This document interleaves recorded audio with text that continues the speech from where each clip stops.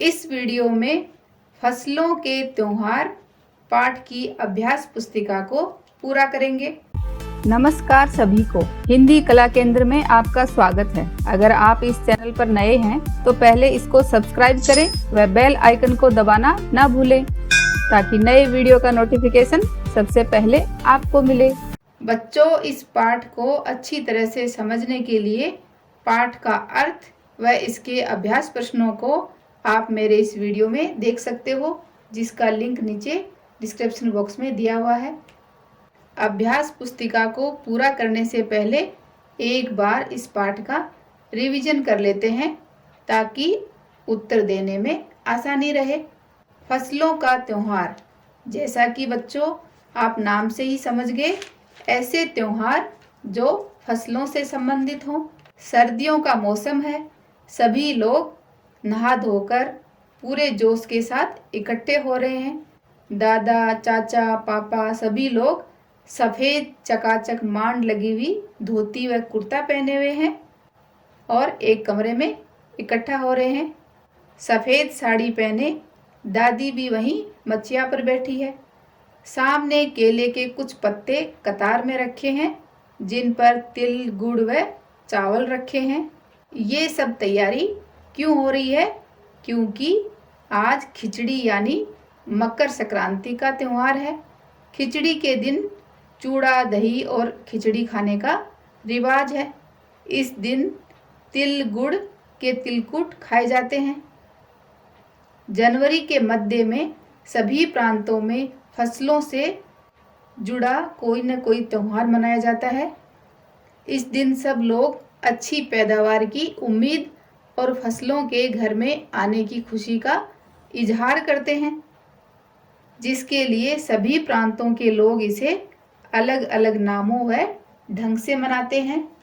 जैसे उत्तर प्रदेश, बिहार, मध्य प्रदेश में मकर संक्रांति या तिल संक्रांति के नाम से, असम में बिहू, केरल में ओणम, तमिलनाडु में पोंगल, पंजाब में लोहड़ी, झारखंड में सरहुल, गुजरात में पतंग का पर्व सभी खेती और फसलों से जुड़े त्योहार हैं। इन्हें जनवरी से मध्य अप्रैल तक अलग अलग समय मनाया जाता है। झारखंड का सबसे बड़ा त्योहार सरहुल के नाम से मनाया जाता है। इस दिन साल के पेड़ की विशेष पूजा की जाती है। 4 दिनों तक ये त्योहार चलता है, जिसमें सभी लोग मिलकर रात भर गाते बजाते हैं और फिर अगले दिन नृत्य करते हुए घर घर जाते हैं, फूलों के पौधे लगाते हैं और फिर अगले दिन चंदा मांगते हैं। चंदे में क्या क्या मांगते हैं? मुर्गा, चावल और मिश्री। उसके बाद अंतिम दिन ये लोग पूजा करते हैं और सरई का फूल कानों में पहनते हैं। ऐसे ही तमिलनाडु में फसलों से जुड़ा त्योहार क्या कहलाता है? पोंगल। इस दिन खरीफ की फसलें चावल, अरहर, मसूर आदि कटकर घरों में पहुंचती हैं और लोग नए धान कूटकर चावल निकालते हैं।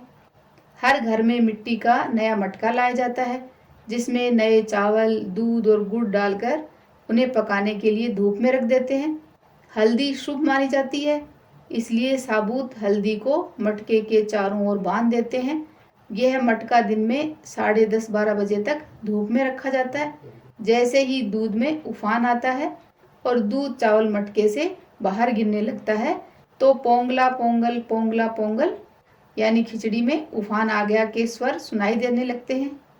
ऐसे ही गुजरात में पतंगों के बिना तो मकर संक्रांति का जश्न अधूरा ही माना जाएगा। ऐसे ही राजस्थान में भी मकर संक्रांति के नाम से जाने जाता है और इस दिन पतंगबाजी की जाती है। कुमाऊं में मकर संक्रांति को घुघुतिया भी कहते हैं। इस दिन आटे और गुड़ को गूंथकर पकवान बनाए जाते हैं। इन पकवानों को तरह तरह के आकार दिए जाते हैं, जैसे डमरू, तलवार, दाड़िम का फूल आदि। पकवान को तलने के बाद एक माला में पिरोया जाता है। माला के बीच में संतरा और गन्ने की गंडेरी पिरोई जाती है। ये काम बच्चे बहुत रुचि और उत्साह के साथ करते हैं।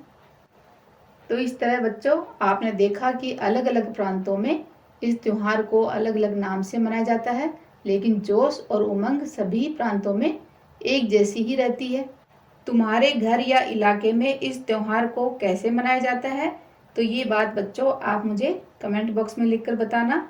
इसे खिचड़ी, पोंगल, मकर संक्रांति या कुछ और कहा जाता है, तो जो भी आपके प्रांत में बोला जाता है उसका नाम आपको कमेंट बॉक्स में लिखकर बताना है। साथ ही तुम फसलों से जुड़े कोई और त्योहार मनाती हो तो उसके बारे में भी आप जानकारी दे सकते हो। तो अब बच्चों इस पाठ की अभ्यास पुस्तिका को पूरा करते हैं। शब्दार्थ पढ़िए और याद कीजिए। ये कुछ शब्द इस पाठ में आए थे तो उनके अर्थ आपको याद करने हैं। जैसे बोरसी, जिसका अर्थ है अंगीठी, तापना, सेकना, चांपाकल, हैंडपंप या बर्मा, हाँक, जोर से बोलकर किसी को पुकारना, हाँकना कहलाता है। मचिया, छोटी चौकोर चौकी जो खाट की तरह सूतली आदि से बुनी हो। सैलाब, भीड़ या अधिकता। फरमाइश, मांग। इजहार का अर्थ है जाहिर करना या प्रकट करना। जश्न का अर्थ है उत्सव या फंक्शन। खुशनुमा, अच्छा। करीने का अर्थ है तरीके से। बुहार का अर्थ है झाड़ पोंछ। खरीफ एक फसल का नाम है, जैसे रबी की फसल, खरीफ की फसल। दाड़िम अनार को बोला जाता है। गौर से, इसका अर्थ है ध्यान से। कतार लाइन या पंक्ति। पाला कोहरा या बहुत ज़्यादा ठंड पड़ना। उचित शब्द चुनकर खाली स्थान भरिए। जैसे हमने पाठ से जाना, खिचड़ी के समय धूप में गर्माहट की शुरुआत होनी चाहिए। गुजरात में पतंगों के बिना मकर संक्रांति का जश्न अधूरा माना जाता है। मकर संक्रांति के दिन से वसंत ऋतु की शुरुआत मानी जाती है। सरहुल के दिन विशेष रूप से साल के पेड़ की पूजा की जाती है, क्योंकि ये लोग प्रकृति प्रेमी हैं, इसलिए सबसे पहले प्रकृति की पूजा करते हैं, इसलिए साल के पेड़ की विशेष पूजा करते हैं। पूजा किया हुआ आशीर्वादी धान अगली फसल में बोया जाता है। निम्नलिखित वाक्यों को मानक हिंदी भाषा में लिखिए। जैसे ये इस पाठ की भाषा है, इसे हमें मानक हिंदी भाषा में लिखना है। आज ई लोग के उठे के नई खे क्या, तो इसका अर्थ होगा आज इन लोगों को उठना नहीं है क्या। जा भाग के देख केरा के पत्ता आयल की ना, तो इसका अर्थ होगा जल्दी जाकर देखो या जरा भागकर देखो कि केले के पत्ते आए या नहीं। खिचड़ी में ऐसन ठंड हम पहले कभो ना देखी नी। खिचड़ी में इतनी सर्दी हमने पहले कभी नहीं देखी। बोल जल्दी तैयार हो खस, इसका अर्थ होगा जल्दी तैयार होने को बोलो। निम्नलिखित प्रश्नों के उत्तर लिखिए। कौन सा शहर तिलकूट के लिए प्रसिद्ध है, तो गया जो बिहार में है ये तिलकूट के लिए प्रसिद्ध है। यहाँ पर तिल से बनी बहुत सारी चीजें आपको मिलेंगी। भारत में फसलों से जुड़े त्योहारों के नाम लिखिए। तो भारत में फसलों से जुड़े त्योहार निम्नलिखित हैं, जो कि लगभग पूरे भारत में ही मनाए जाते हैं। उत्तर प्रदेश में तिल संक्रांत, बिहार में खिचड़ी या तिल संक्रांत, मध्य प्रदेश तिल संक्रांत, असम बिहू, केरल में ओणम, तमिलनाडु में पोंगल, पंजाब में लोहड़ी, झारखंड में सरहुल, गुजरात में पतंग का पर्व, कुमाऊं में घुघुतिया के नाम से जाने जाते हैं। घुघुतिया किसे कहते हैं? कुमाऊं में मकर संक्रांति को घुघुतिया कहते हैं। कुमाऊं जो कि उत्तराखंड में है। ये रहा। निम्नलिखित त्योहार कहाँ और कैसे मनाए जाते हैं लिखिए। जैसे घुघुतिया, तो घुघुतिया कुमाऊं में मनाया जाता है, जो कि उत्तराखंड में है। उत्तराखंड राज्य के कुमाऊं में मकर संक्रांति पर घुघुतिया के नाम एक त्योहार मनाया जाता है। इस त्योहार की अपनी अलग ही पहचान है। त्योहार का मुख्य आकर्षण कौवे हैं। बच्चे इस दिन बनाए गए घुघुते कौवों को खिलाकर कहते हैं, काले कौवा काले घुघुती माला खा ले। निम्नलिखित त्योहार कहाँ और कैसे मनाए जाते हैं, उसी में आगे है सरहुल। सरहुल झारखंड में मनाया जाता है।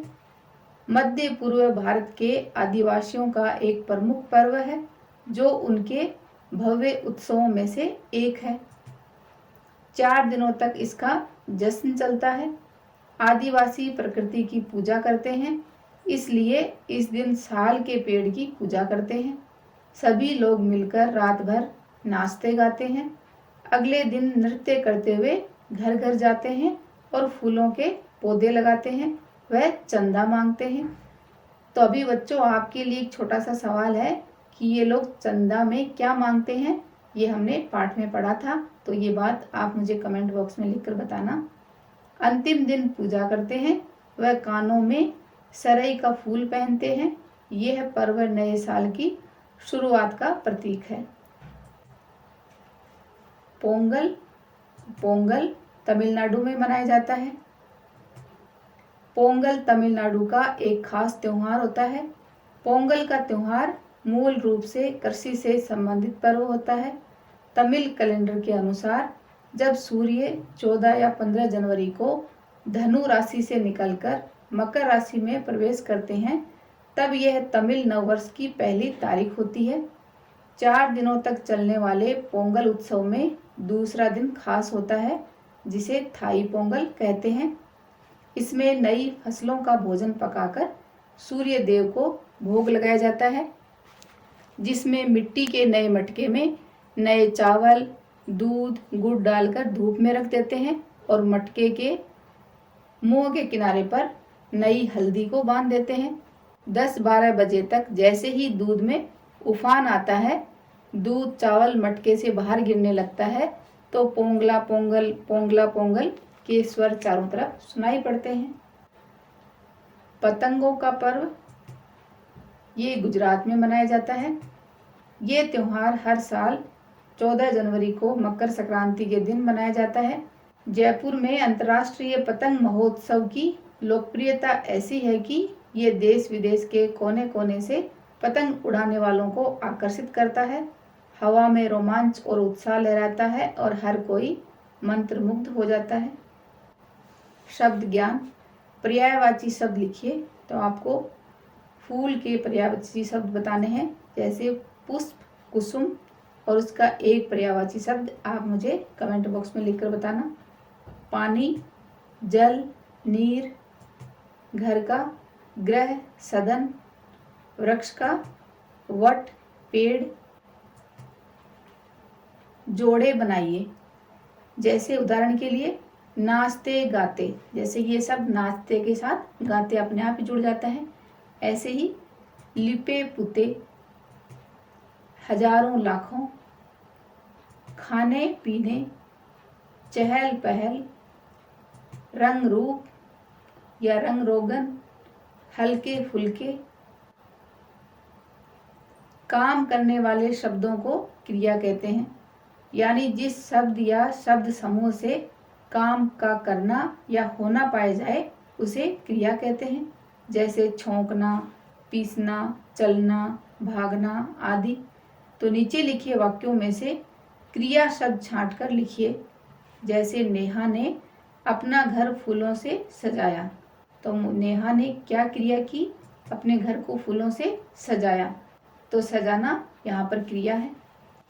वाणी की अलमारी में पुस्तकें भरी पड़ी हैं, तो वाणी की अलमारी में क्या है, पुस्तकें भरी पड़ी हैं, तो भरना एक क्रिया हुई। दरवाजे पर कोई खड़ा है, तो खड़ा होना क्रिया है। कक्षा में विद्यार्थी गणित के सवाल हल कर रहे हैं, विद्यार्थी क्या कर रहे हैं, सवाल हल कर रहे हैं, तो हल करना क्रिया है। अध्यापक महोदय ने मुझे पुरस्कार दिया, तो देना क्रिया हुई।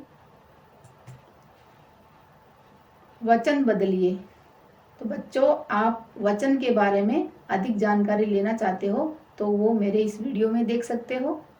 यहाँ पर हमें वचन बदलने हैं।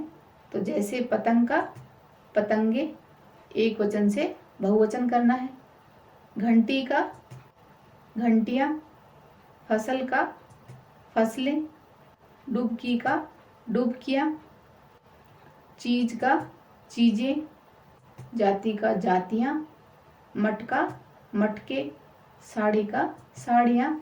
यहाँ पर बच्चों एक चीज़ आपको ये भी देखनी है कि यहाँ देखो साड़ी में बड़ी ई की मात्रा है, तो जब ये साड़ियाँ हुई तो यहाँ पर ये ई की मात्रा छोटी बन गई है।